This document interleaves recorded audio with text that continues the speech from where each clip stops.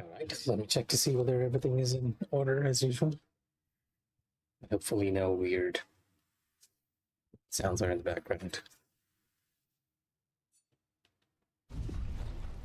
Okay, looks like music and everything is a go. I'm gonna switch off preview and begin our practice session.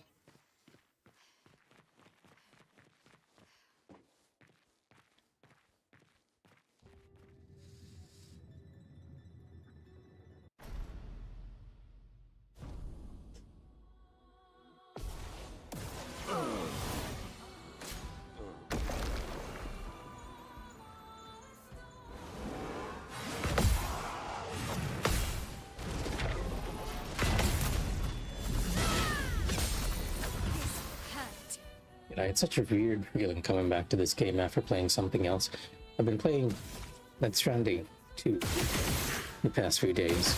Well, not yesterday. Yesterday was more of a raid day for Final Fantasy XIV.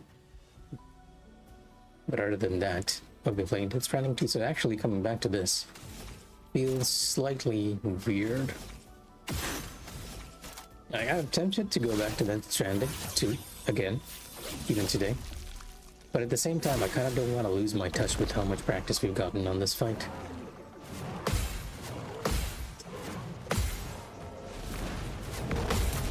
I feel like if I keep going, I might be able to get a hang of the agile runs now.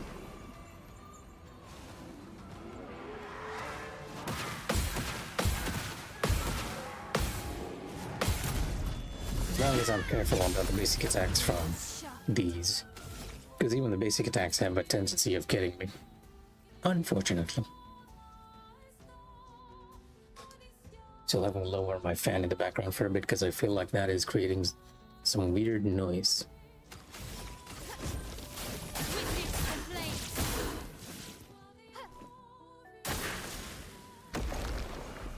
Let's dance.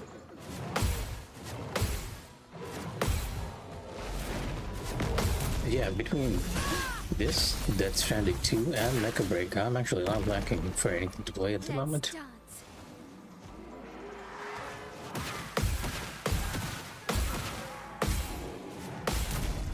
I know a lot of people feel like gaming has gotten into a very bad spot recently, but I feel like this year has been the best for me personally.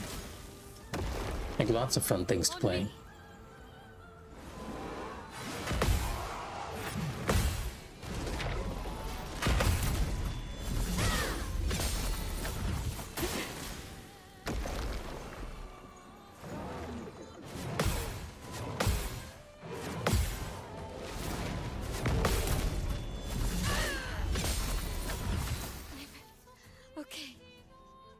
I actually forgot one game from that list.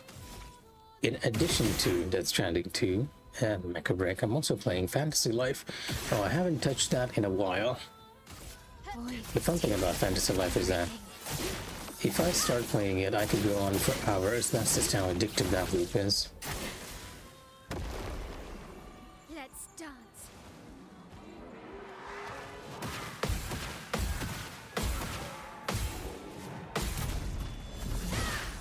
Okay, so far so good.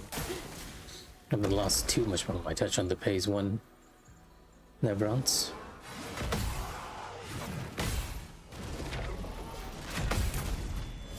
Which is good, because I was actually worried I was gonna lose my touch on these. Void, take everything.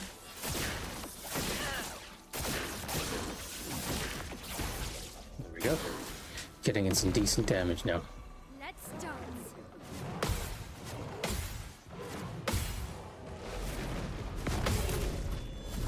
Yeah, like I was saying, in between everything, I've been playing Death Stranding 2, Mecha Break, and Fantasy Life, The Girl Who Steals Time. I feel like I'm actually, for once, I have a lot of stuff on my back end that I can play in the meanwhile. Ready to carry. And last time we got to a really interesting point in Death Stranding 2. But here we are practicing this because I'm worried that I'm actually going to lose my touch on this. Practice makes perfect, as they say.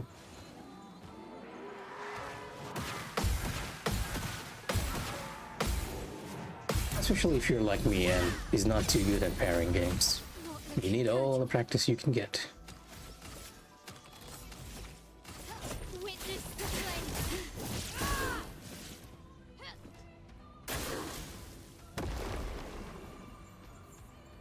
Still a ways to phase 2.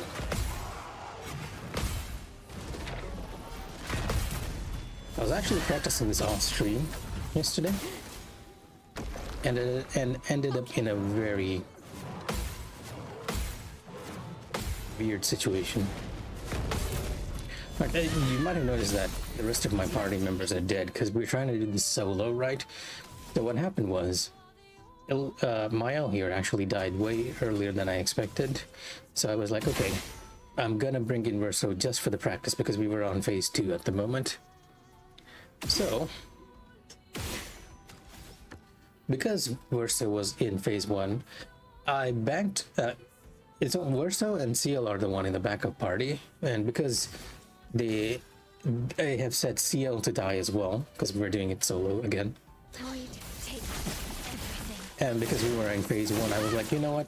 I'm gonna revive CL and hope that the 50% transition will actually eat her and not Verso.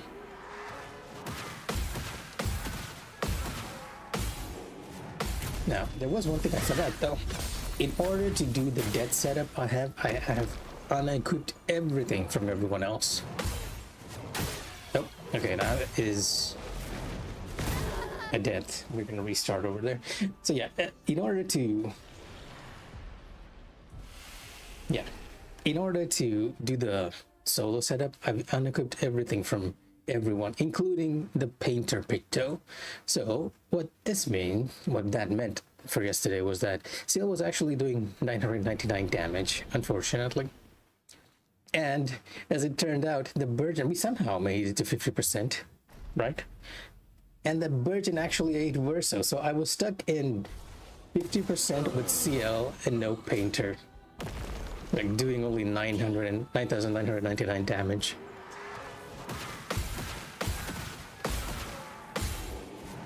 Hopefully we can get in some Verso practice beyond the 50% phase without us actually dying today. Too much anyways. Just need to make sure I focus enough. Lost chance.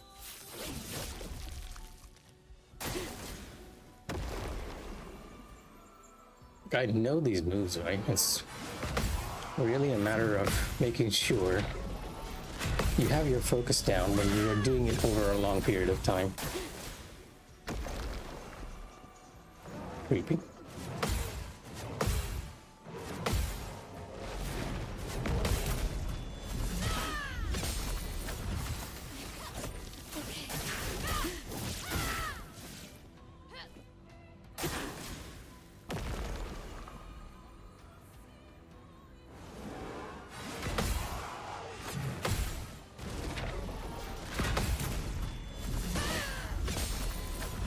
I'm kind of tempted to actually run Death Stranding 2, though.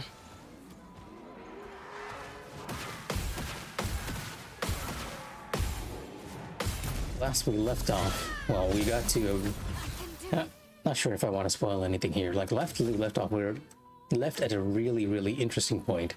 We did the initial journey that Sam was tasked to do, and we were heading back.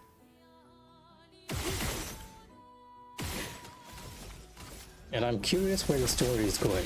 Death Stranding 2 is also quite relaxing compared to actually focusing on parrying a boss at times 100, as you can imagine.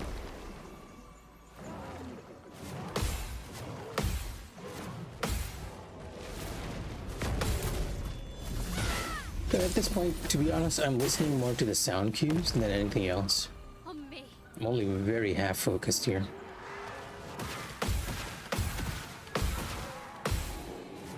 Like, if you can actually tell whether I'm focusing or not, because if I am speaking to you while I'm doing the parrying, that means I'm actually very half focused.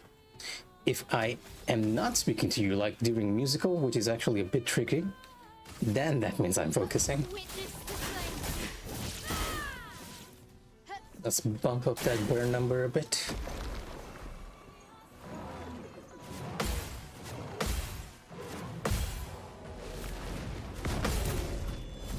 unless I get careless during phase 1, I think we're pretty okay for that.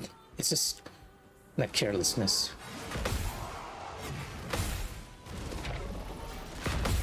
Like in our last run. Also, I forgot one thing. I completely forgot about this, but we do have a death counter. And I'm gonna add the 2 deaths that I've had on stream today, which will give us our number of deaths for this challenge at 16. There we go. Like, I had switched it off because, again, we were streaming Death Stranding the other day. Just gotta remind myself to update it now whenever I die. Okay, now that we have 100 stacks, Burning Canvas is actually gonna do pretty decent, well, not even pretty decent, like really decent damage. Even though her HP is like times 100.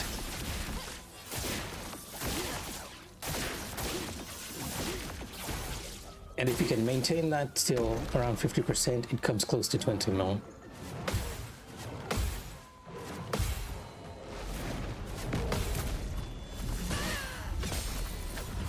Not looking good. So at this point, we're gonna refresh our buffs. A greater powerful in this game makes such a difference. I tried it without greater powerful, and it doesn't feel the same.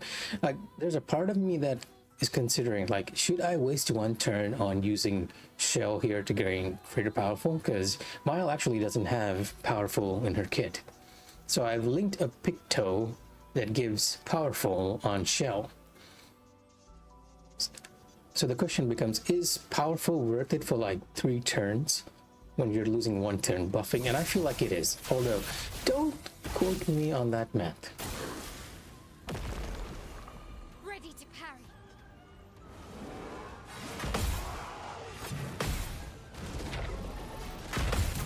There we go. Yeah, like 10 mil on a counter attack. Nothing to scoff at.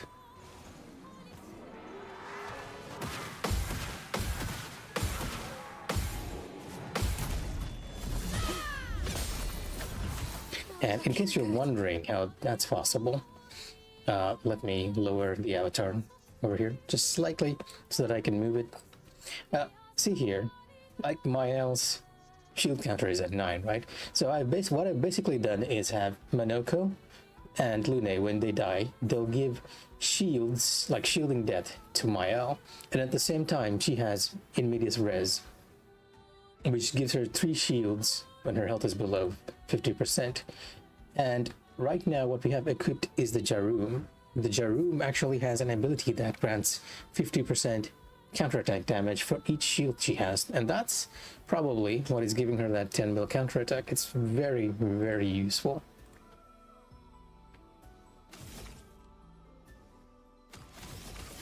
Witness the flame. And you notice it immediately. I also have shield affinity stacked on top of that, which is an additional 30% or 25%.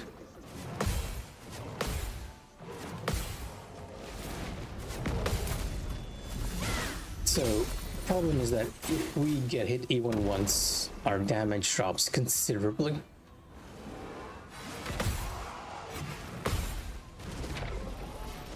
Well, half the challenge is to actually do the fight without getting hit though. But I have a feeling that there's one move later on which she does during phase 3 called Tricky Nevron, and she only does it once during that phase. It's very easy for you to surpass it if you're doing it on low HP. Like, if you do enough damage, it's easy to completely skip it over. And because it only happens once during that phase, I have not been able to get too much practice on that one. Like everything else, I feel like I have pretty decent practice on, even the Agile Nevrons, although that's the one I get hit by the most. Doing a lot of chatting here instead of hitting the boss. There we go. As you can see, we're slowly reaching that 20 mil point.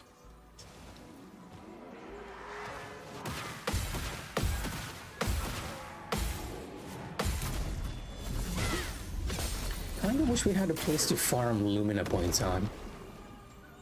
Like, I can think of so many ways to improve this build. Like, so many Pictos we have that can improve the build, but I simply don't have enough Lumina points to do it at the moment anyways.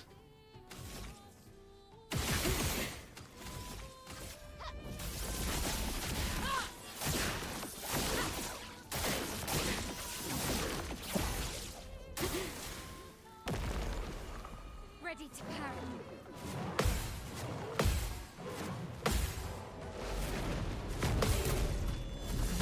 Turns have always been. Oh, okay. Look, that's the effect of greater powerful wearing off right there. Let's dance.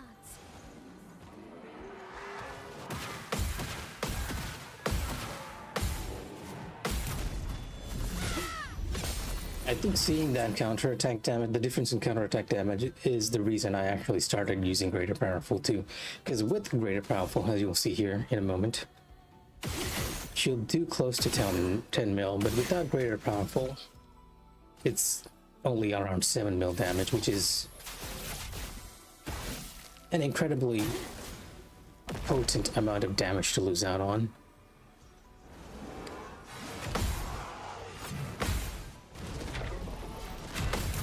There we go. Probably get to phase 2 here. If not, we are already in it. Yep, phase 2 is here. Yep. Oh, I can't believe I got hit by that one. That is the easiest move to parry among her phase 2 stuff. And now we're actually back in phase 3. Technically, we've already lost our challenge here, because the challenge is to do the fight without getting hit even once. But I'm gonna keep going just so that I can practice the phase 2 stuff, since we're already more or less there. Okay, which phase am I on? Okay, paralyze. Witness the flame. It's a bit of a shame, because now you're actually gonna see that loss of shields like a lot. On me. Her counterattack damage is gonna go down considerably. Yeah, from 10 mil to around 3.8 mil, that is the difference we have from losing all those shields. Thankfully, burning canvas still does an okay amount of damage. We're not gonna do the 20 mil we were doing before, but it's decent enough that we can proceed with practicing. Okay.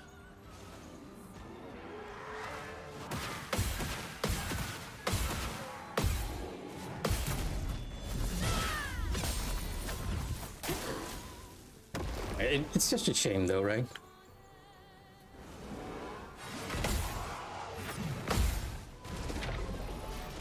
There's something oddly satisfying about doing a 10 mil counterattack and just losing that from your carelessness. And like I said, that violent move is one of the easier moves of hers to parry.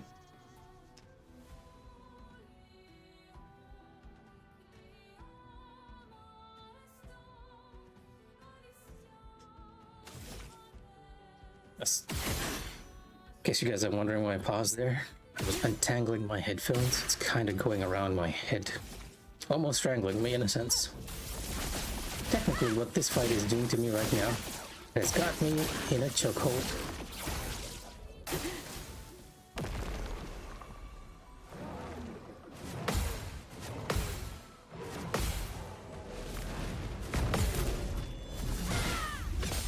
Yeah.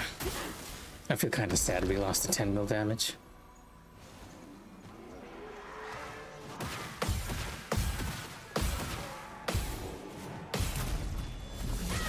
But hey, I think we're back on phase 2 again. And if we're not, we will be after counterattacking here. I'm just gonna buff ourselves again.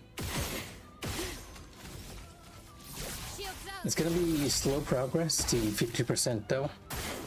At which point we'll switch over to Verso.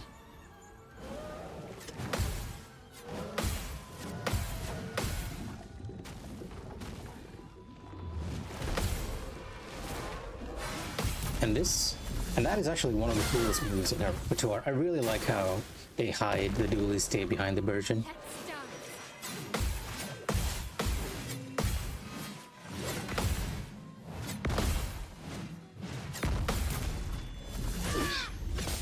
During phase 2, and for the majority of phase 3, right? The agile Nevrons is the one that I worry the most about. It's very, very easy to get hit by that one. Like, as you can see, I have a general idea of the counterattack pattern, but yeah, The one move which always gets me is that one. Take everything. Here's hoping we can get to the phase skip without dying to it, because we no longer have any shields to make mistakes. Okay.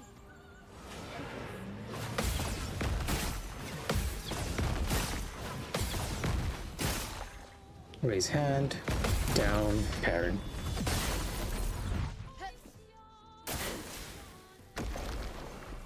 Let's dance.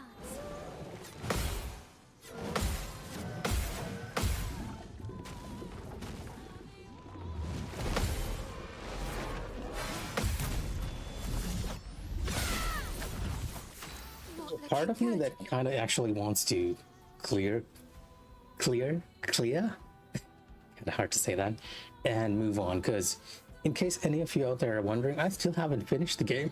This is my first playthrough. I do have a save file where I have defeated her, but that was on normal health. But I like the concept of this fight so much that I boosted her up to this much HP. And I do hear from a lot of my friends there's an extra hard boss during Act 3, which we are on right now. Let's dance.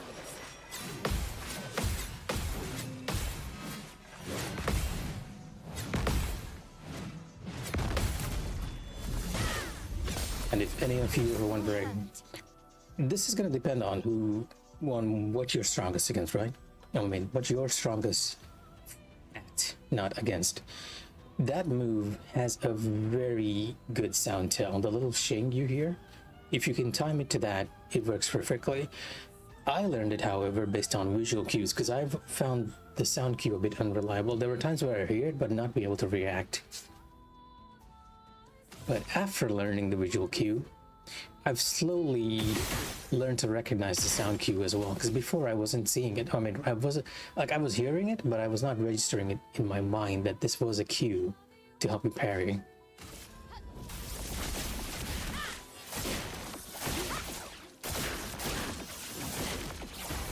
Now, because we practiced so many times, I sort of can.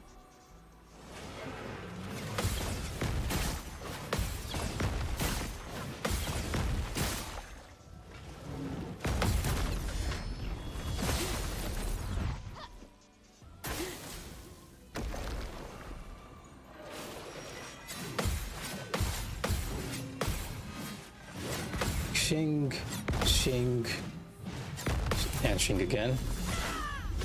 I completely didn't hear it while I was learning that move, because that move, next to Tricky Neuron, which you get in Phase 3, is the most frustrating move in this fight.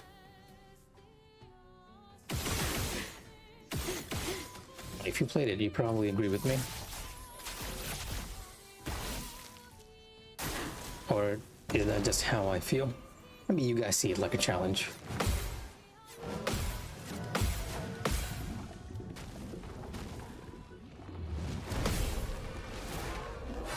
Honestly, I just sweat buckets whenever I see Agile on screen in the text box. Ready to parry.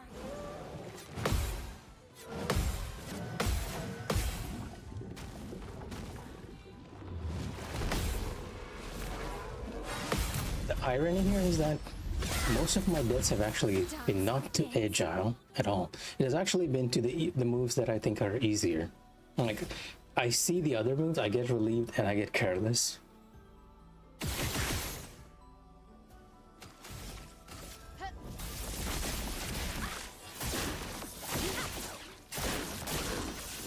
I almost do the phase change. Well, what I'm calling phase change anyways. Ready to parry.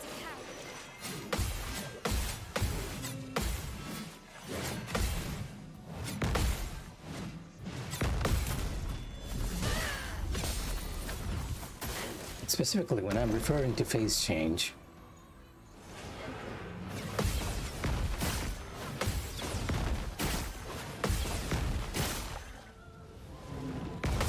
like around 50%, right?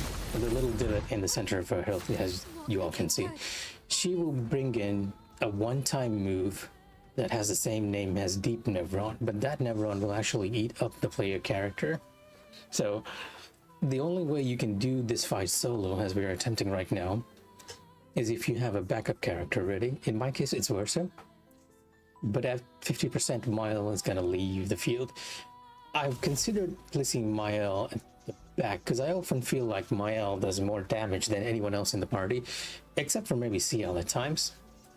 But I've stuck with Verso because I've sort of built up his weapons, and because I needed the practice for phase 2 and phase 3 considerably. And the longer that phase goes on, the more practice you get, right? And now I'm just keeping him there out of habit. And I feel like if I can get to 50% a lot quicker, the fight goes a lot faster. Phase 1 is a bit boring, right?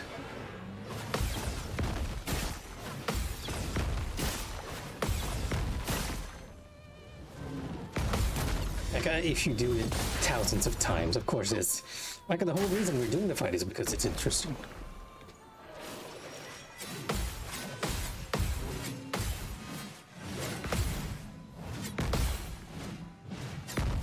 Alright, I do believe with this next move, Mael will be taken off the field and we can get Verso on. Verso has a completely different build. It doesn't work on burn. To be honest, I'm relying more on just pure damage with him. Oh, I forgot to do the shots, but never mind. Pure damage and the roulette picto, because the roulette picto, when it procs, Ready to parry. yeah, here we go. She's gonna be taken off the field, and insofar as I know, there's no way to dodge this, right?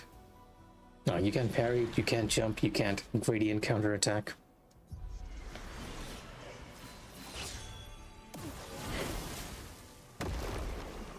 Not impressed.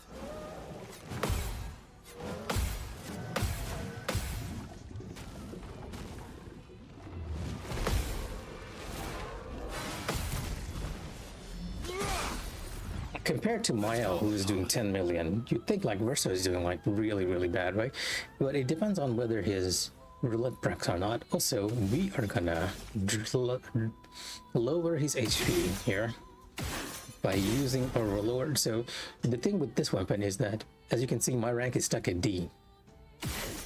This weapon relies entirely on how much HP you have to determine your perfection rank.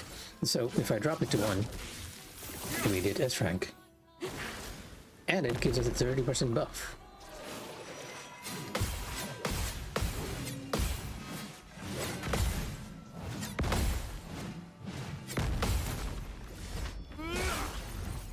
Because the near death buff, and that makes a considerable difference, as you guys can see.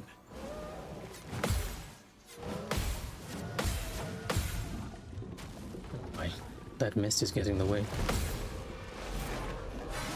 As much as I like the fight, I do feel like that mist sometimes just blocks your view a little too much, especially if you're relying on the visual cues.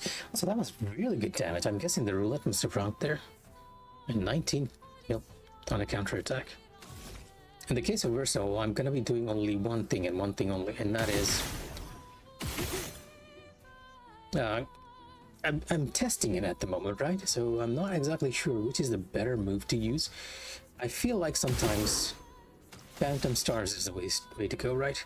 Other times I feel like follow-up is the way to go. When she gets stunned, although it's very rare for her to get stunned at this level, I'm usually relying on End Rigor. So I'm gonna switch between Phantom Stars and follow-up to test what gives us more damage. For this round, let's go with Phantom Stars.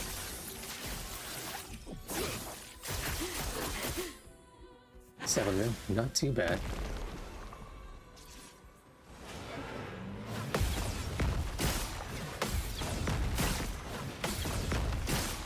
Wow. Yeah, roulette is hitting on all those attacks. And for this one, I'm going to use follow-up. Because he gains a lot of AP back due to the marks. Also, follow-up is what? It's like 2, right? Yep.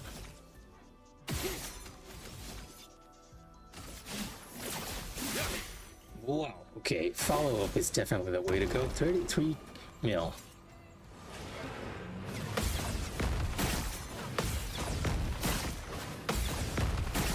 I was not expecting that at all. I've tested it more than a few times, but I think this is the first time I've seen 33 mil there.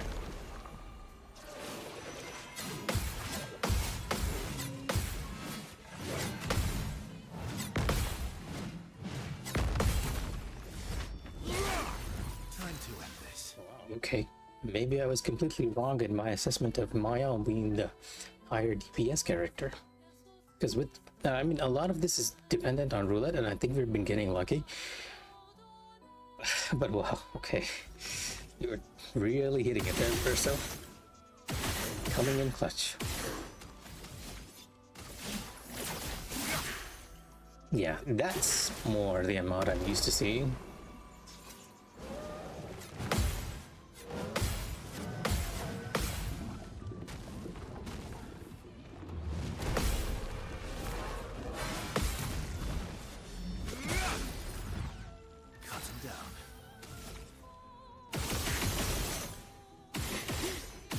A lot of this, the damage for follow-up isn't dependent on how much AP we're getting, right? Because it increases for each shot we're doing, and whether we have a mark, and that time that was a 50% definitely.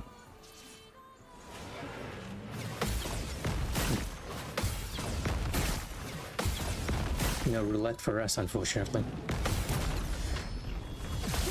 I do believe we're hitting phase 3 now, though. Yep, phase 3.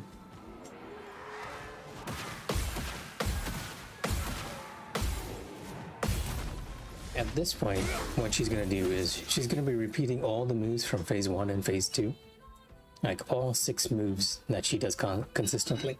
But during this period, she's also going to throw in one attack called Tricky, and that's the one that's getting me. Like, that's the one that always makes me lose my shield. Like, I either die to that move or I'll survive because of my shield.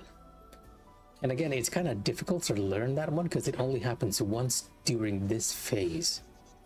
Now, I've looked for references online on YouTube and Twitch, but almost everyone seems to be killing her before she does that move. If there is someone who has that move, you all let me know, because I would love a reference to that.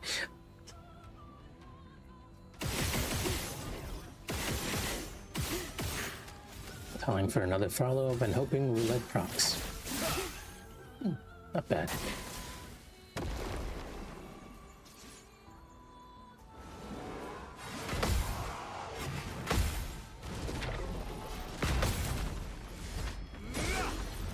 On the plus side, because she does all the moves from her first phase, we kind of get lucky in that she does a few easy moves there.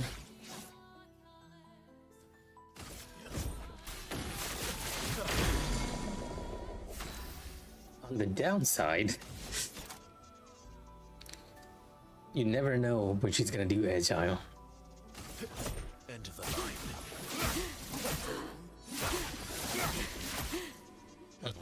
Endrigger actually doesn't do too much, unfortunately. Last ditch effort. And we don't have any AP to do anything else. You know what? Let me just use Sabotage. Let's get even one more AP here. And then just attack.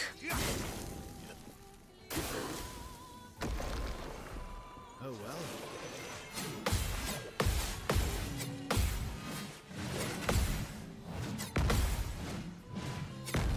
Believe it or not, when I started practicing, every little thing would actually throw me off. Like, you see that cross marker over there, right? When the cross marker appeared on Agile before, it annoyed me to no end because I kept focusing on that and kept making mistakes. Now it almost feels very negligible, and I'm wondering if I actually skipped Tricky Nevron. I feel like it might still come up. It means we have to be careful. Because if we skipped it, and I don't get too careless, then we can probably do it without too much of a problem. Although I was hoping to get footage if it's just so that I can keep it as a reference for later. Follow up. 17. Oh right, I don't have powerful. Oh well. Oh, that missed. getting in the way of actually seeing anything. Oh, there we go. Rest.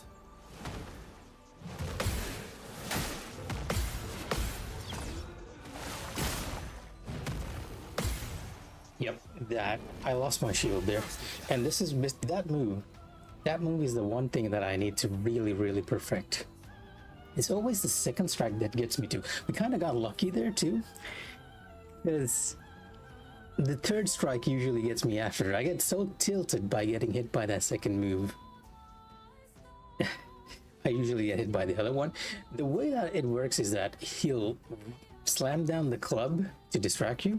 He'll bring it up, bring it down, and immediately it'll look like he's just going to swing it around. But that swinging around animation is actually going to hit you as well. And after you parry that, you immediately want to hit parry, because that never run on the side is just going to jump at you. And then finally that jump attack, even though it comes out really quickly, you want to wait a bit, because it's very easy to do it early. The animation for that is really long. But thankfully, it only applies that debuff, which reduces your max HP. It kind of doesn't matter for us. We lost shield affinity, which is a 30% buff. Probably can do it. I mean, we still feel the challenge of no hitting, but might as well go as far as possible, right? If possible. Like, hey, what is powerful again? It's 3. Okay, there we go. Nope. I say it's 3 and then I accidentally use 2. You're not gonna give me any extra AP, are you? Don't even have a gradient charge here. Yeah, just attack. We're gonna lose this turn. Carelessness.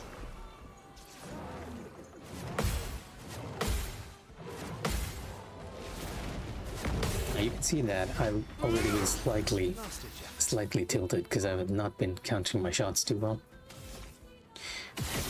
Now, to be fair, because he gets so many marks, it's often difficult for me to count down, because sometimes his AP isn't going down at all. You're just getting the extra shot.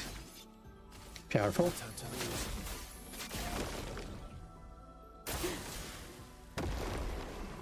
Oh well.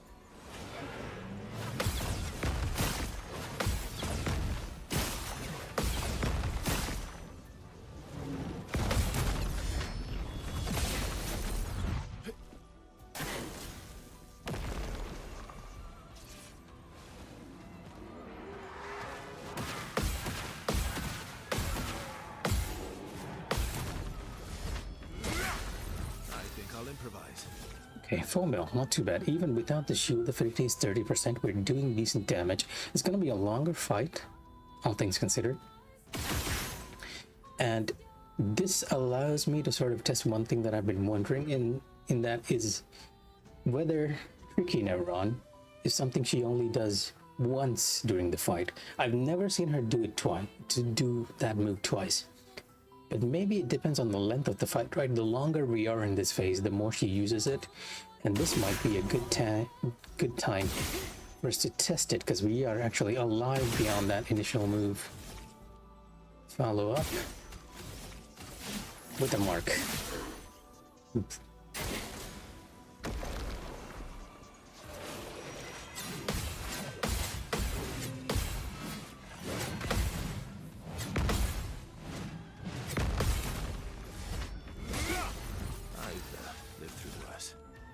I'm pretty sure you have, Verso. I feel like everyone who's lived in this era kind of say that. I've lived through worse.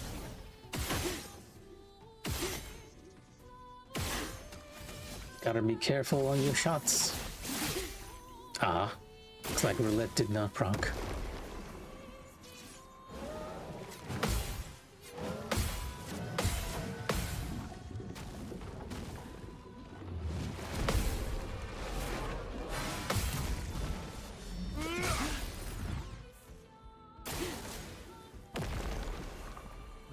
Oh, she does do it more than once. Yep. Okay, so that one move we need to practice for is definitely tricky, and I feel like I'm kind of getting the timing for it. I'm doing it a little early. The little animation that comes from the side. We got lucky because of the shields the very first time. But in this case, I wonder if there's a sound key for it. I actually have that saved into my meteor slot somewhere because I managed to do it properly just once. Just once. And here you can see everything else I've been playing these days. Death Stranding, Fantasy Life, like taking over my life more or less. Let me look at that reference.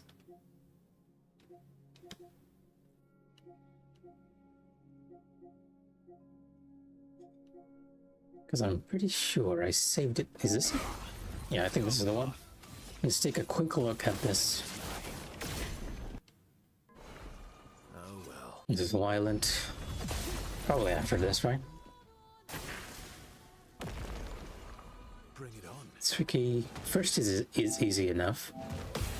This one, when he does the swing from the side, at first I thought he was just swinging it like an animation itself, like he's repositioning the club, but that's not the case. He's actually swinging at you. And that delayed jump. Like, this was the only time that I somehow lucked out on getting a proper counter for that move. And I'm not exactly certain when the timing for that is. I kind of wish they gave the option for us to see the controller, like God of War does this, right? And a lot of PC players also have this option where you see the controller on the screen and the button highlights when you press it. If we had that, we could have had an easier time to figure out the timing for this. As it is, I'm kind of looking at the animation, but the animation frame isn't the frame I'm actually looking for to press the parry.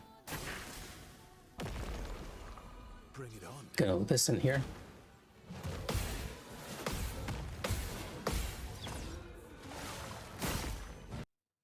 No, I'm not seeing it in any way. Like, do I just wait a second when he brings it down? Bring it on.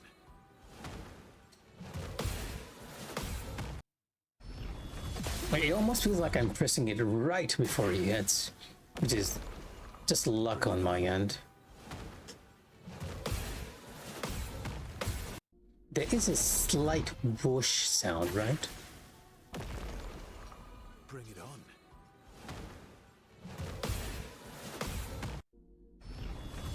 Okay, let's see if I can see a frame that my eyes can follow.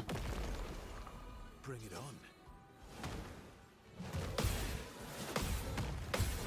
Of something that helps me. I hope I'm not boring you all by just going over this. Bring it on. Okay, this is the frame for the first one, definitely. Second one. This might be the frame that you see the club. The problem is it actually blends in with the other Nevron there, right? So it's just a matter of waiting a few seconds. And then you're gonna wait until he charges up to the very highest point for the third hit and immediately parry the charging Nevron. Wait a bit and then jump. Okay, let's try one more time for tonight. Nope, sorry, wrong one. See if we can get to phase 3 once more.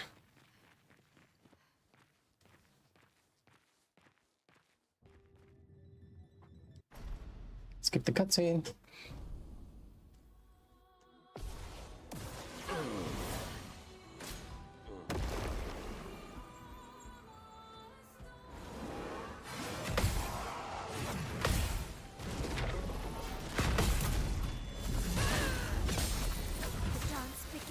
Lyle's counterattack is like so fierce, right? The way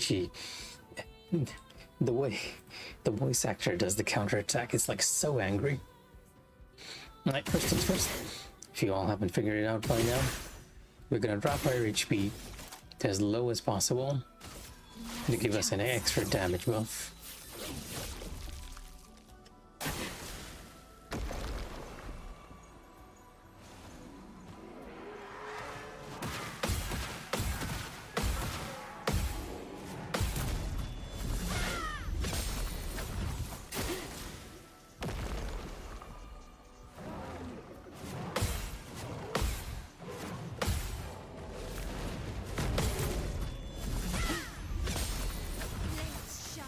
By the way, if you, in case you guys were wondering, that tricky Nevron situation where you saw me actually get that parry perfectly, that was during my times 50 run. It was the only time I managed to beat her at times 50, and after that I started doing her on times 100. I didn't even know she does that move twice, but apparently she does.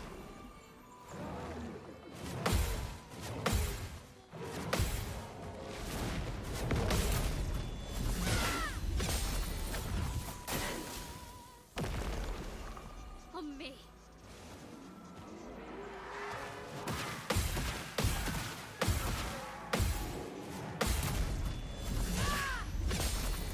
Dance begins. One thing I've been wondering whether is, technically speaking, this content is side content, right? In Act 3, you have the option to explore a lot of places, like in many other JRPGs, Final Fantasy 8, Final Fantasy 9, Grandia, Shadow Hearts, anything you can think of.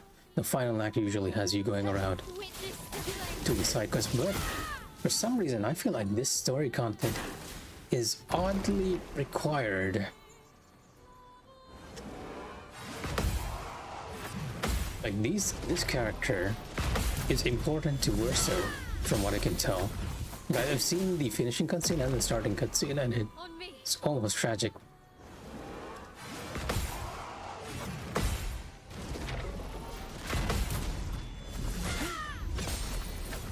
Very tragic.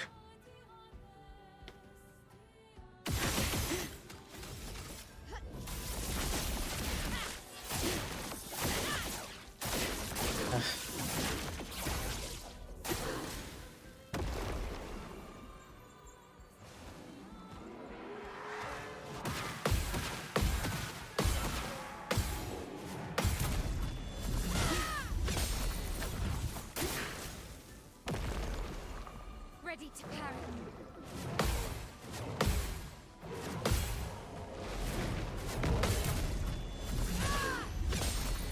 Okay, now that's better. Like, the nice thing about Mael is that her counterattacks do so much damage, at least with this setup. I'm sure there's someone out there who's probably broken the DPS Void takes limit everything. in this game. Like, I definitely see, like, if I had more Lumina points, or Lumina points, I guess, this build could be so much better.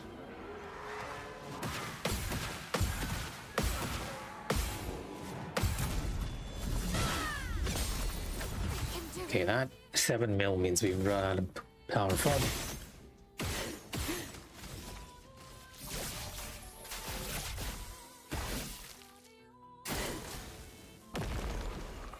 Ready to parry. So I kind of forgot.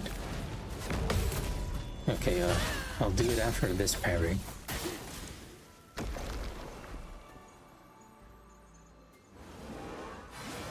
Unfortunately, I can't quite pause the game. Well, I guess I can if I just hit the PS button, right? But what I wanted to do was increase our death counter over here to 17. A number which I consider very lucky. But, well, I kind of doubt we're actually going to get her on 17. I think the Gold Grid challenge we took had like 30 phase 2 deaths during Act 1. So, we'll see. I feel like 17, we're not going to get this so soon. Now, if I get this fight tonight, it's going to be wild. We need more practice for the tricky Nevron.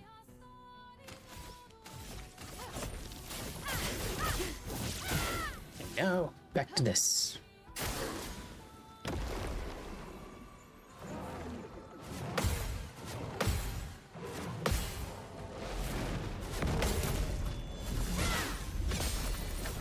Ramping up on that damage. Let's dance.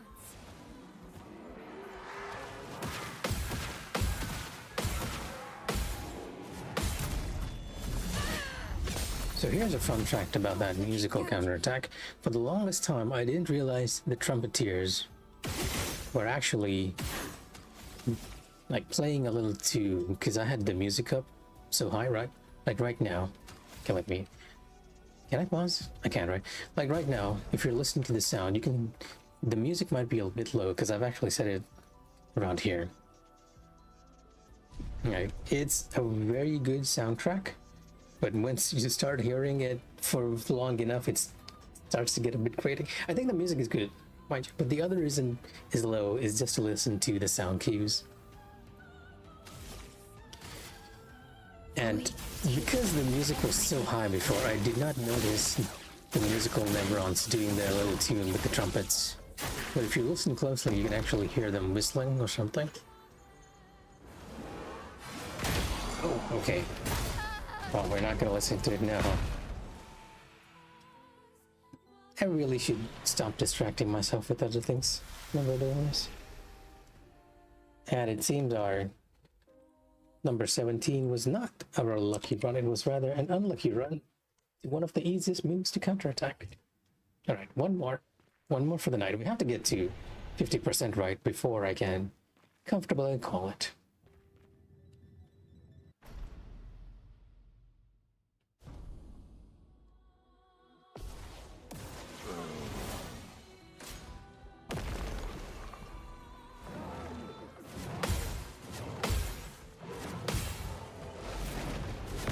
I wouldn't mind getting hit by something that I'm not too practiced in, like tricky, but there's a part of me that gets really frustrated when I get hit by things that I know I can do, just because I was careless there.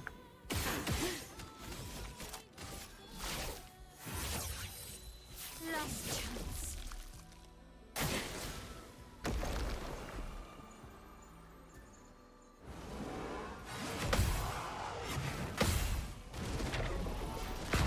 Like, it's this move, right? You've done it thousands of times, how can you fail? The answer, by being careless.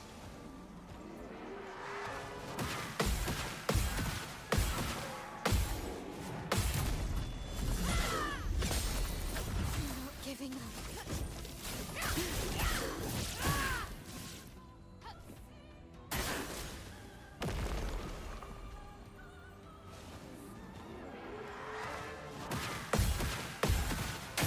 Nope.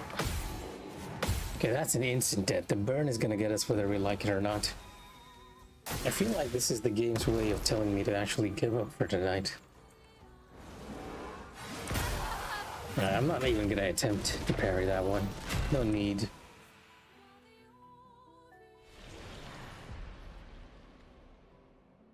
Right, not gonna send in the reserve team.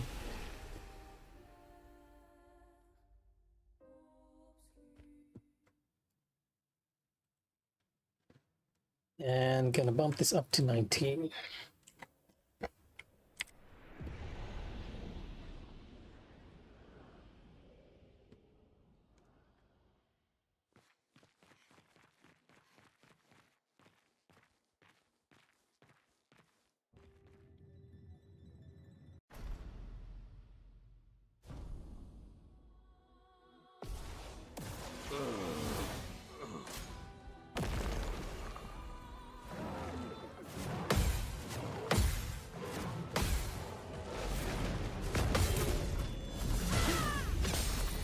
Time to hit big.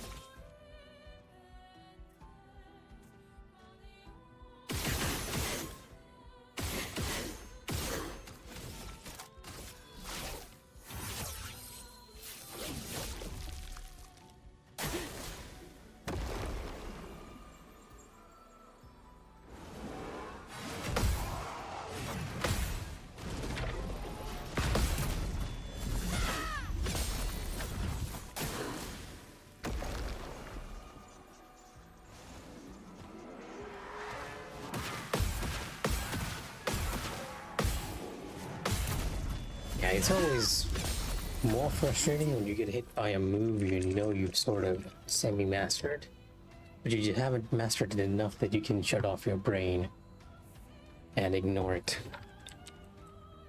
Completely, anyways.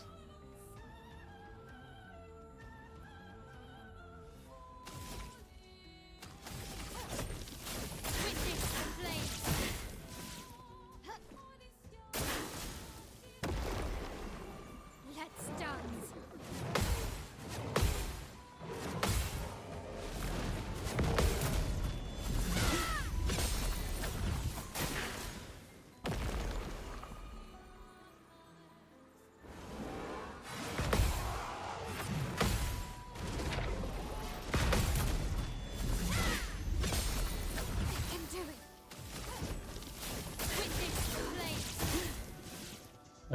Do our basic setup here again. Make sure to put on enough Ready burns. to parry.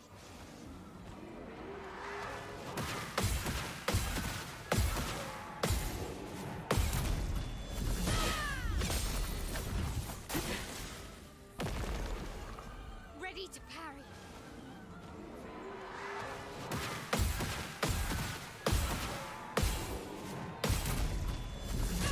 One thing I used to say before is that Not looking good. Claire doesn't do her moves back to back, but over time I've learned that is not the case as well. Seriously, I used to be surprised. It's rare, and I used to be always surprised when she does it, but now I'm less surprised.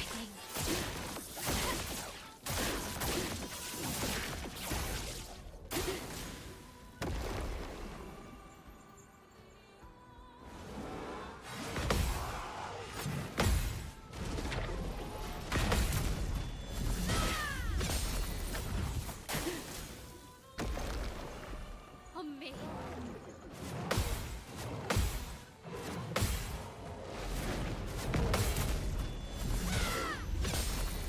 Not giving up.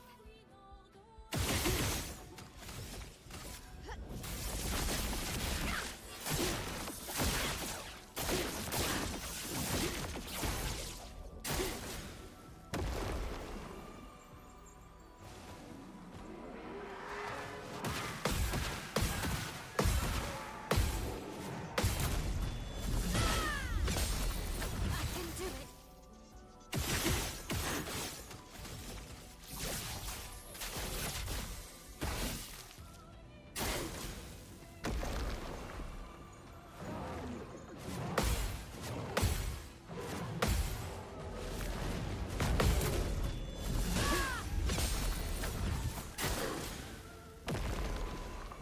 Let's dance.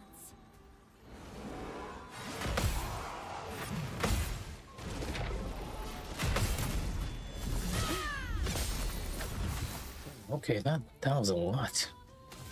Sometimes he'll just do around 11 mil, and I'm like, why is it 11 mil all of a sudden? And I have a feeling that's happening because of empowering parry. And for each hit you parry, it does more damage. But then the question is, why doesn't it do more during moves like musical or creepy here? Because this clearly has 4 hits. Let's dance.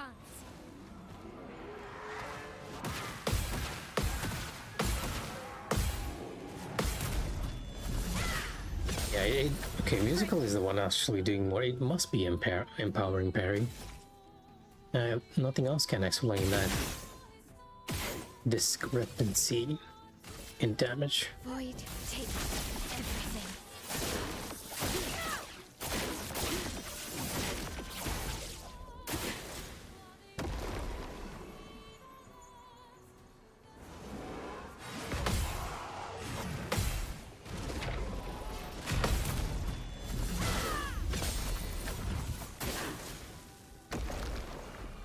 Okay.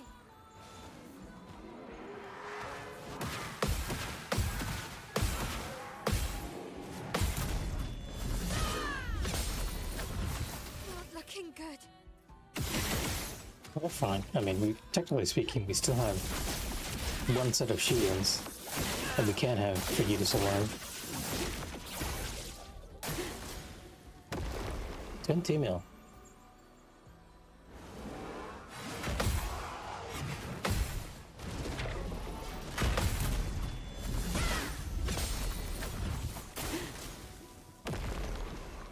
Okay.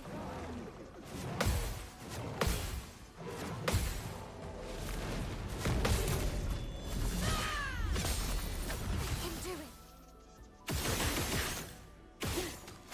And if our usual pattern is correct, we're gonna enter phase 2 on the 2 counterattacks here.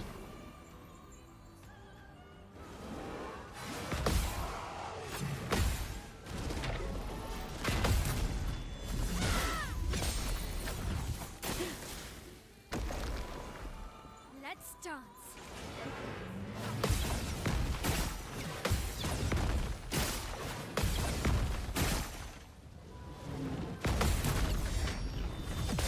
Such a fun pattern, that one. The nice thing about that pattern too is that for each hit you're counterattacking, and that actually increases the amount of burns on her. Is ideal for us because, insofar as I understand, 100 seems to be a limit where the damage is increased quite a bit.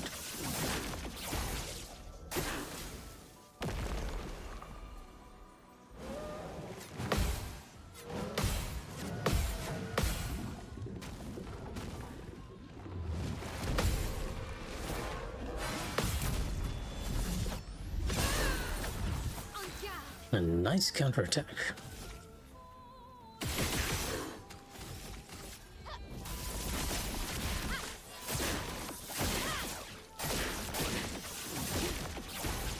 Get ready for Agile, I guess.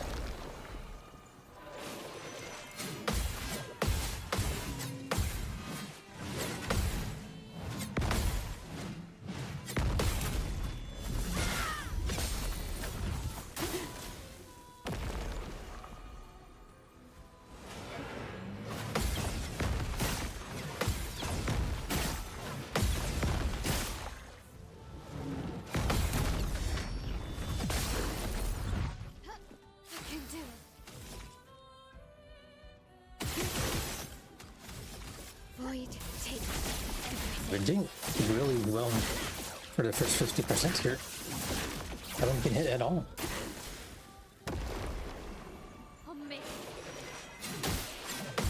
Alright, I just had to open my mouth there.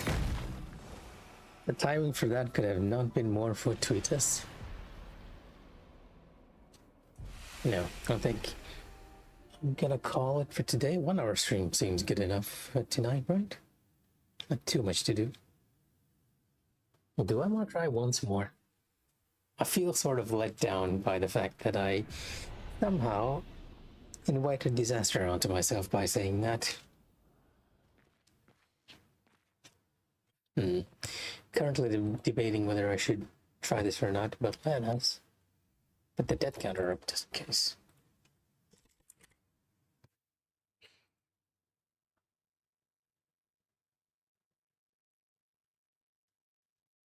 Okay, you know what? Let's do one more try, and then I'm gonna call it.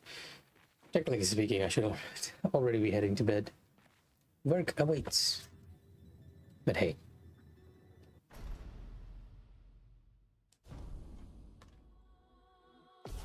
Nothing a little coffee can't fix. Okay.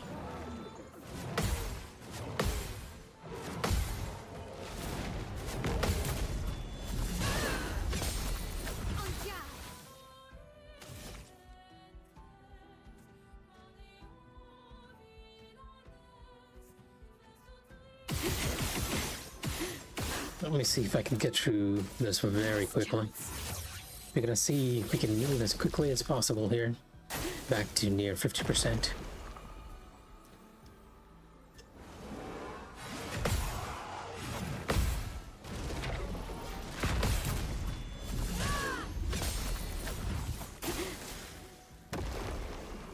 Okay.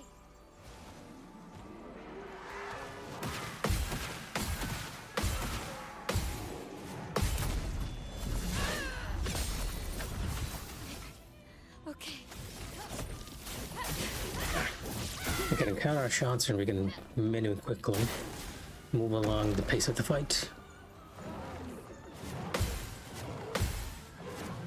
Might not be saying as much though. And sometimes I feel like when I'm trying to increase the speed that we're progressing, I feel like I can focus more.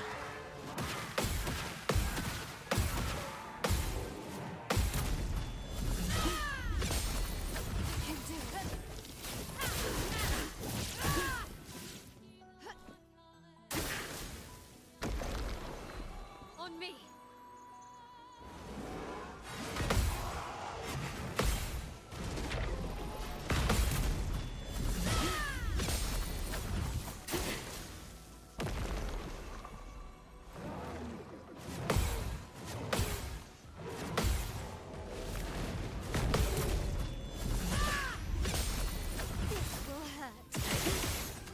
time to bring in the damage. With a little luck, we'll be able to maintain the burn rate above 100%, above 100 stacks, and maximize that damage as much as possible.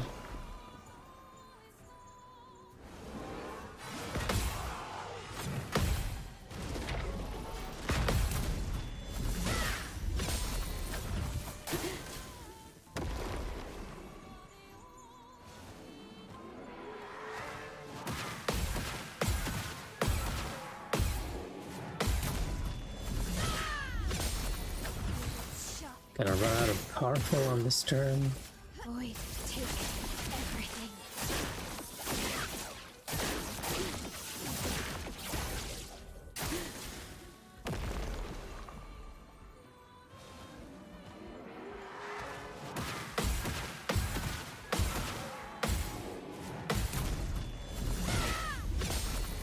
Not giving up. You might notice that whenever we run a powerful, Claire only does one move, and I'm not sure why this happens. Something to do with the speed stat. It sort of forces, like, gives Mael that one extra turn, specifically when we run out of buffs. I'm not certain why that happens. It's almost like a decimal point moving forward or something. Okay.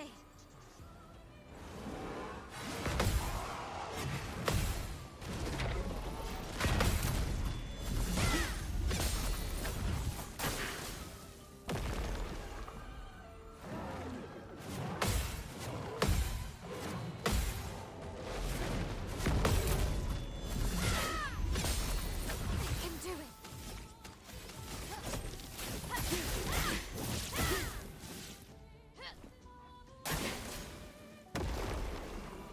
Let's dance.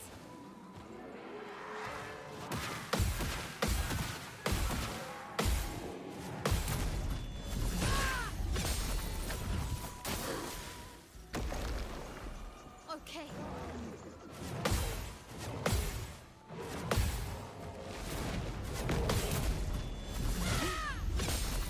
Blades sharp.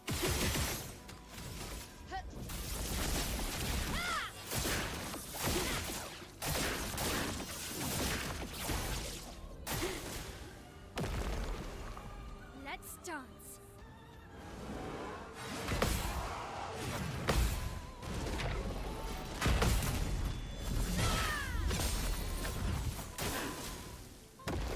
Hey King, Ready to parry. thought you'd be asleep by now. It's technically 11 p.m. No, almost 11. And what are you salty about? Did you have a bad match during Mecha Break?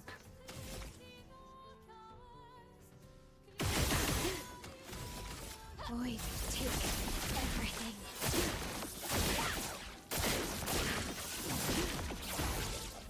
Oh, okay. Is your mom coming back from something?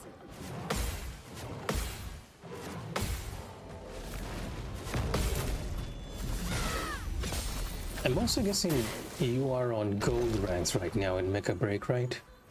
Probably gonna face a lot more challenging enemies now. Okay. I mean, that's kind of the point, right? No, I think even to some extent in Silver, we got lucky because we were doing the same thing. So in Gold, I definitely feel like the better team will win, hands down. Not sure if you know, but I've been hanging out in the Mecha Break Reddit for the past few days, and I've noticed one of the complaints that people had was during higher rank, it's about finding your tank and turtling up as much as you can near them. Okay.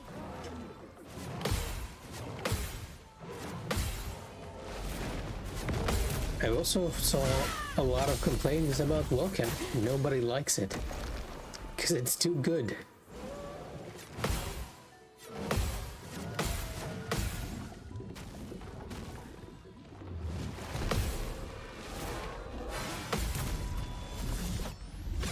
Now, see, that's what I mean. Only you and Clarissa can't do it. It has to be an entire team effort.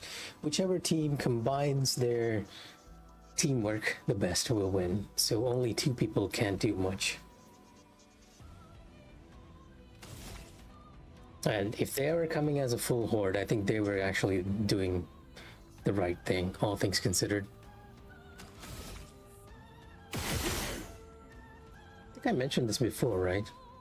That the way the mechs in Mecha Break work is that each of the mechs are sort of hard counters to each other. So if you're not a hard counter to another mech, especially Vulcan, right? I don't think there's a hard counter to Vulcan yet, and they said they will introduce a mech that is a hard counter to it. But right now, if there is a Vulcan on a team, and if you're in gold, I think the smart play would be to rely on your teammates. So you're going to get focused down a lot as a Vulcan player. So I just completely used the wrong move over here. My poor damage.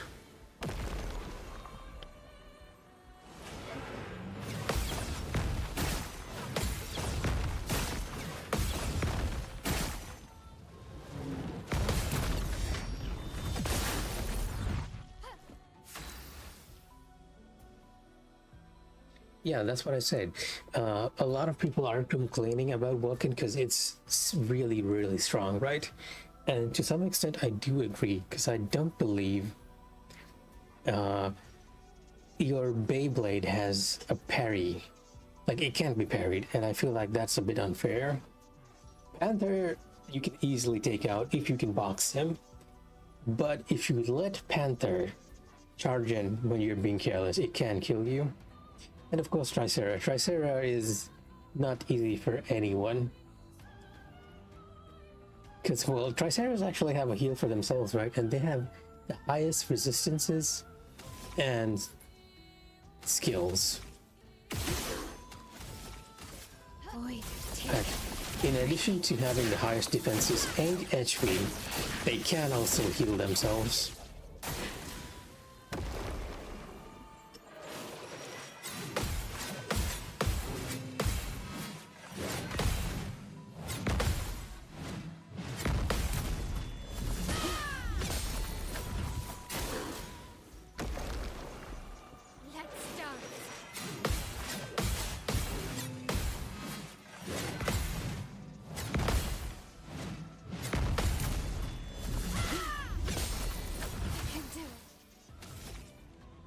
The thing is, even if it's energy hungry, the fact... No, I don't believe so. If this is, I think that's one of the reasons why you're having trouble with Aleseness, right? If you can box in Aleseness with either your own ability or with the terrain, right? Aleseness will not be able to counter you because it can't parry you.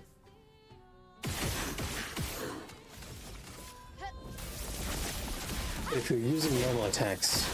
Oh, why am I doing 4 million? Yeah, that is the highest amount of damage I've done in a while.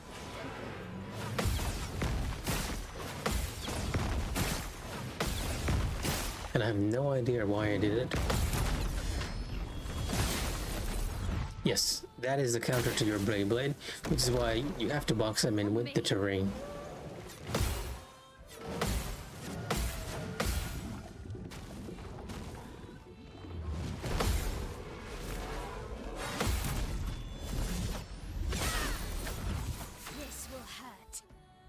Okay, well, you don't really need to be chatting with me on Twitch. I mean, you can chat with each other here, so I do believe you guys can see each other's chat, right? Yep. So the question here, Shinan, since you're here, I might as well ask you, is that a lot of people feel that Vulcan is like really, really overpowered, and I feel the same way as well. I don't think there's a hard counter to Vulcan right now. King over here plays Vulcan. And he just got beat to death in gold. So he's a bit salty about it. And I'm saying, like, Vulcan is one of the strongest mechs in the game right now. And you can totally beat an Aleseness if you can manage to box them in.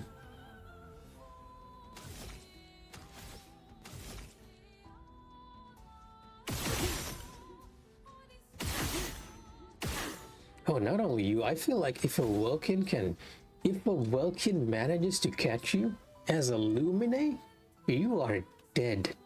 If you are boxed in and you don't, if you see the box as a Lumine, and if you are boxed in and you don't immediately fly, they're gonna Beyblade you to death, and there's no way to survive it because Lumine has so little health. I mean, same, right? Because Vulcan is so strong.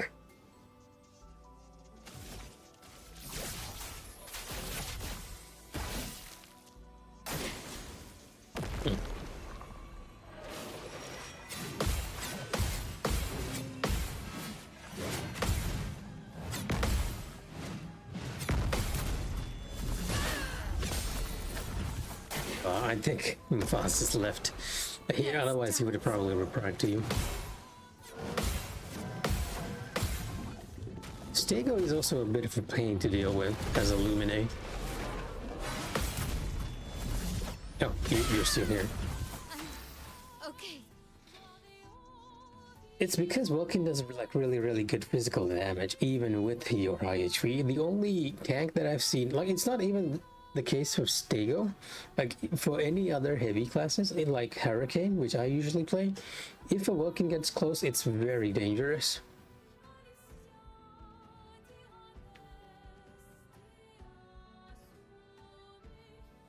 Like, Stego by itself is pretty sturdy.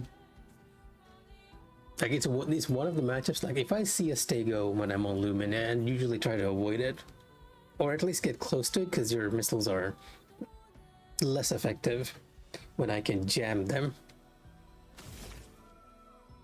So I do believe we're getting into phase...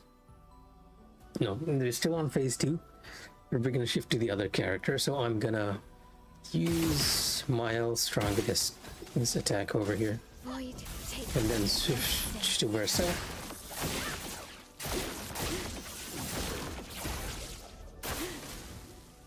Alright, 21 mil. Really good, but she's gonna be removed from the board.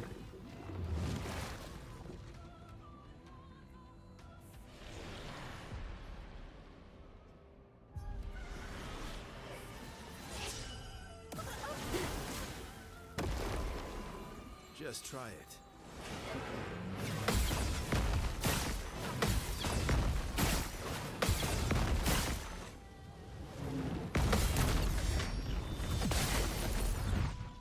Cut him down.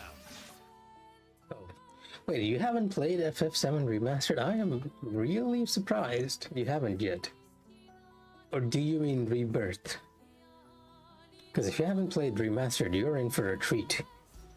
Remastered is so good. Like, I know a lot of people have been praising Expedition for its battle system, but I think Remastered battle system is like equally intricate. Oh, FF8. Okay, I missed the extra I there. Okay, no. The FF8 Remastered collection is, forget it. It's terrible. Like, it is a low effort cash grab. I have it in my library somewhere. Pretty sure. I'm gonna lose my parry focus, but you've made me so mad by reminding me of that.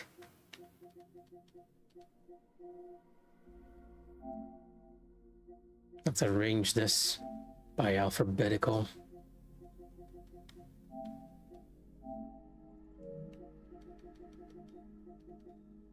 Yep, over here. Final Fantasy VIII Remastered. No, I'm not wearing my glasses at the moment. I've been playing it for quite a while, actually. Blueprints. I've been playing it off stream.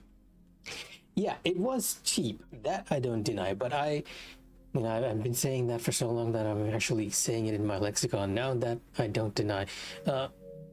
But I feel like they just took the fans out for a ride. They're like, some of the textures are so bad in HD. Like, when you first start the game, you can tell that the people in the background in the classroom are PNGs. You can really tell they're PNGs. Like, I love the work they put onto the character designs now. I feel like it matches the Dissidia aesthetic, but holy cow, that everything else feels so bad.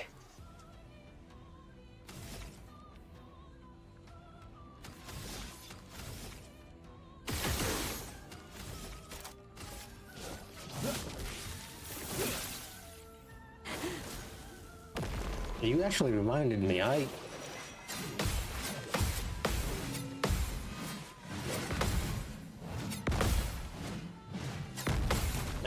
bought that, I played it for a bit, and I got so disappointed that I actually stopped playing it. I have to find some time to platinum it. Because even if I don't like how the remastered version is, it is in Final Fantasy VIII.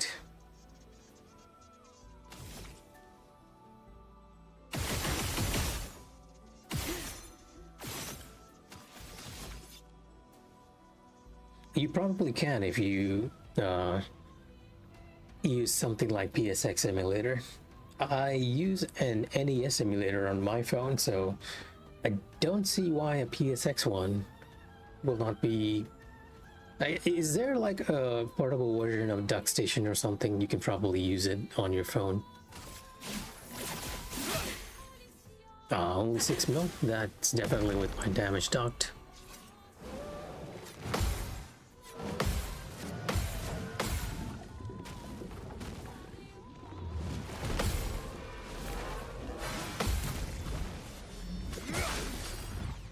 Okay, now we're doing decent damage.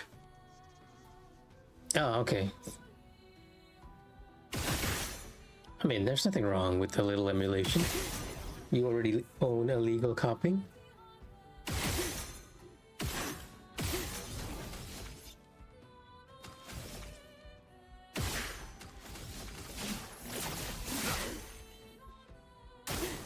$34 million damage. Just try it.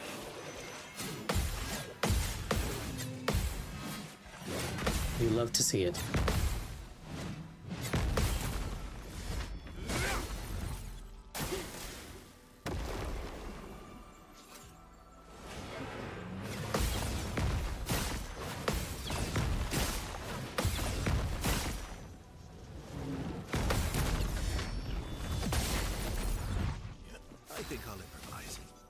I think I'll improvise. Technically speaking, we're not improvising. What we're doing is following a very rigorous pattern of shooting the boss and then using follow-up. Oh yeah, you didn't know? Some of the moves you actually have to jump. There's actually a different parry as well, called a gradient parry for some moves as well. It completely depends on what move is happening. If you see a little yellow symbol flash, you're gonna jump. This is what I mean when I was talking to you the other day about how Expedition combines both like action game elements with turn-based elements, right? Because jumping and parrying and dodging, like if you press circle you can dodge too, are all elements from an action game that's been included in here. Dodging is the safer thing to do. It also has a better window, right? The dodge window is wider, so to speak, frame-wise. Parrying is a bit more difficult, but if you manage to parry, you'll counterattack. That's why I've been trying to practice that as much as I can.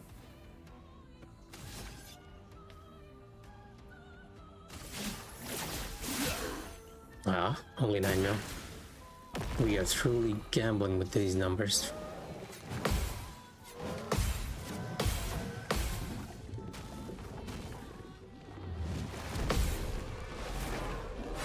So I don't think I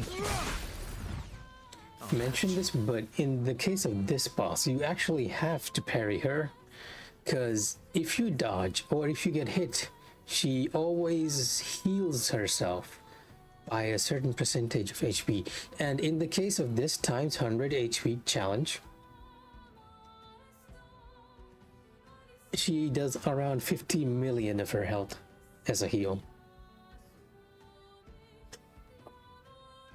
You consider Stego to be the paladin? I would actually consider Tricera to be the paladin, not Stego.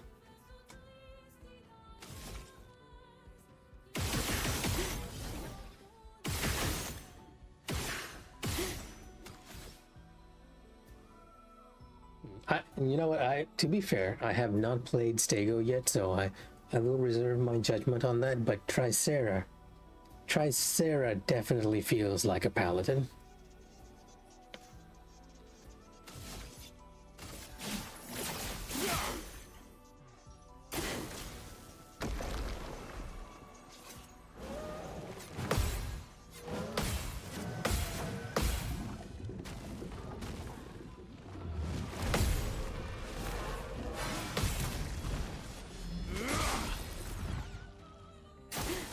Oh no, huh? Okay. Just try it.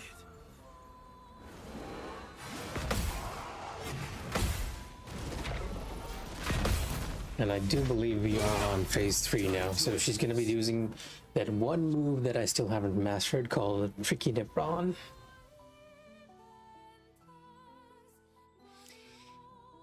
To be fair, if you pair anything heavy with the Tricera, it's very difficult to break through. Like Tricera and Hurricane, you're not going through. Tricera and what's that one mech? Yeah, I completely forgot its name. Not a melee one. Alright, Tricera and Aquila. If an Aquila is floating around, that also works really, really well.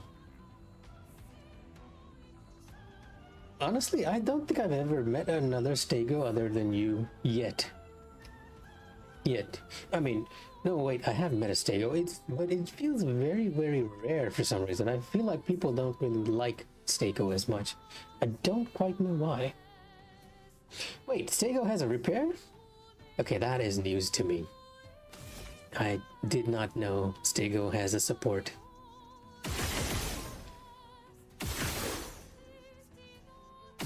And no wonder you'd be OP'd with the official tank of the group.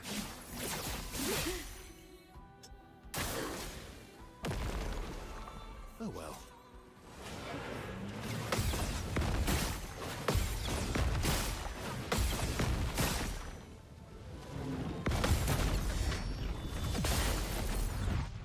I've lived through worse.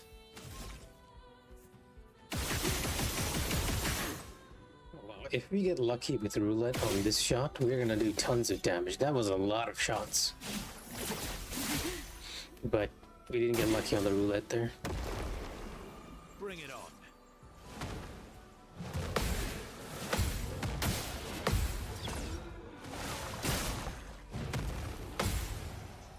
Okay, she's gonna heal.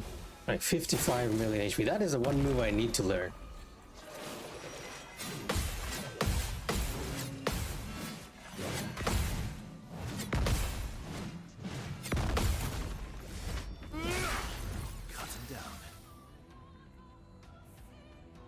Octopus technique smoke. What does that mean? Can't be. Oh, okay. I see. It's like this, the smoke that you can't see inside. Ah, so it's kind of like Lumine's haze diffuser. Only thing is, you can actually see inside in the case of Lumine. So what incarnation did I get hit by there? Let me take like a 30-second snip of that and take a look at what I got hit by.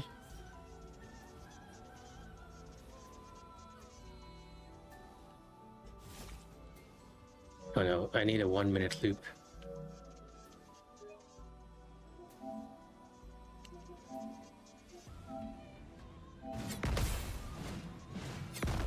No, not even 1 minute is not enough. 3 minutes?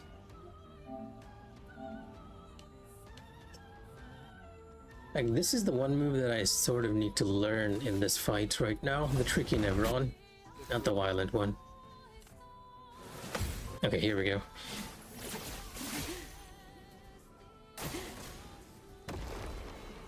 Bring it on. Okay, first one's parried, second one's parried. It's the third one. I got hit by the third one. Okay. Wait, so the timing for the third one is off. Because I remember pressing the parry button there. Bring it on. 1, 2. Yeah, this is the point I should be parrying this move at. Oh yeah, I was too late. You can see Verso move to do the parry, but I was way too late there. I need to be reacting a lot more quicker. Oh, I mean, you kind of don't need to tell me. You kind of don't need me to tell Shinon, because he can actually see your chat as well on screen. Like, both of you can actually talk to each other without too much of a problem.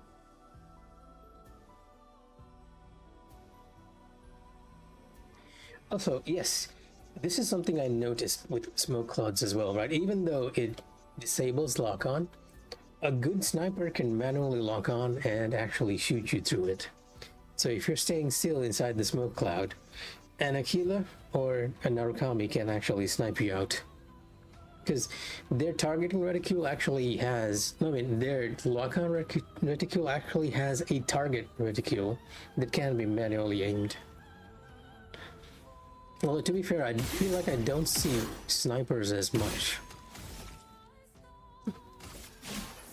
Not a popular pick, all things considered.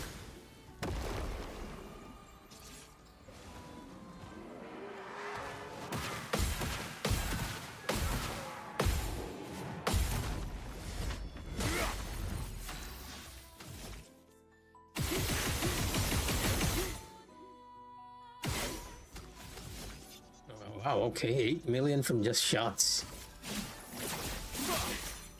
And 20 more from that. Bring it on. And that is without the shield affinity buff. I mean, I guess it makes sense.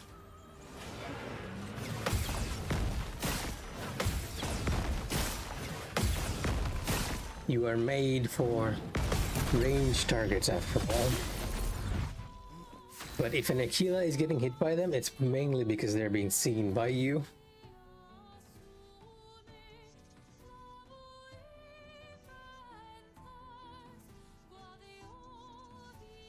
I guess he was trying to help you move the payload.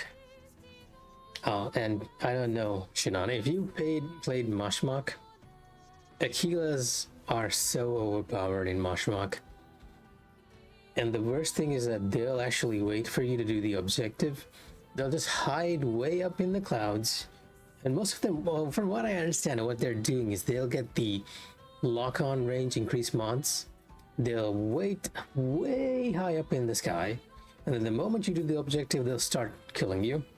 Which is not fun as a Lumine. I'm not sure how your experience has been with Stego, but on Lumine, I only succeeded once in killing an Aquila that did speak, which was very satisfying, let me tell you. Every other time, the moment a good Aquila will completely kill me before I can get into cover. Almost unfair. It is very unfair. I feel like it needs balancing.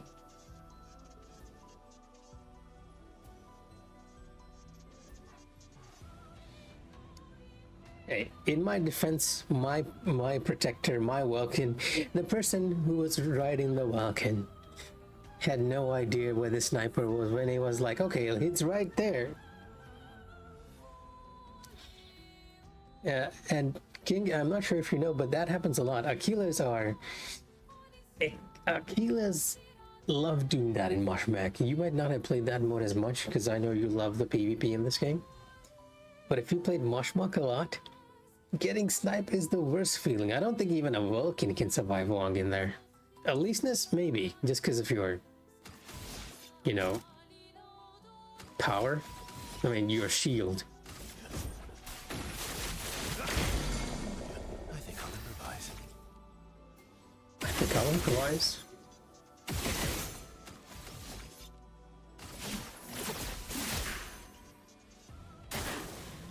Last ditch effort.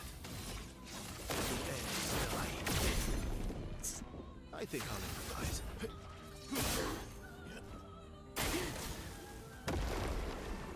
Oh well. Oh man, that missed, blocking my view.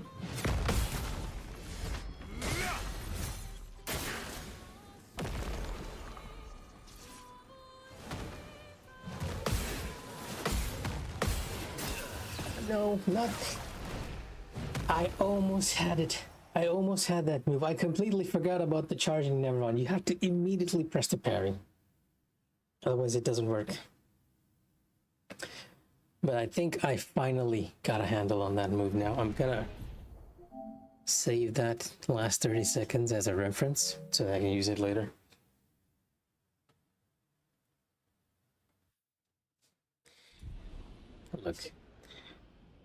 Looking, in case you didn't realize, you have a mini map, and the moment someone shoots at you, they appear as a red dot on your mini map.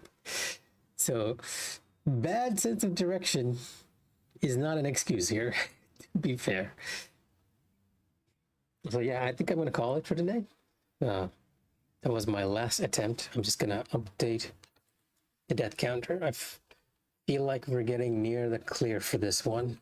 The times 100 solo challenge is almost done. 21 deaths, not too bad. All right, Sean. All right, King, I am gonna call it. If anyone else is watching, good night and take care. I'll see you guys on Mecha Break.